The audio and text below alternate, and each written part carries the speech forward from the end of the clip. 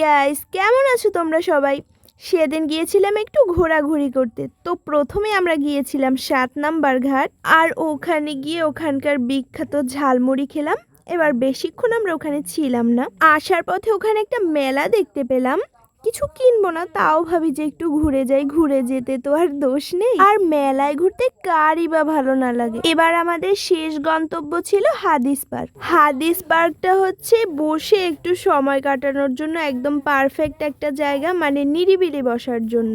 আর আমরা যখন গিয়েছি তখন অনেকটাই রাত হয়ে গেছে, মানে বন্ধ হয়ে যাওয়ার একটু আগে গিয়েছি, তো এর জন্য লোকজন তুলনামূলক কম ছিল। এবার আমরা বসার জন্য একটা পারফেক্ট জায়গা খুঁজছিলাম। তো এবার আমরা কিছুক্ষণ বসলাম, আবার এদিকে পার্ক বন্ধ করে দেবে এর জন্য সিগন্যাল দিচ্ছে।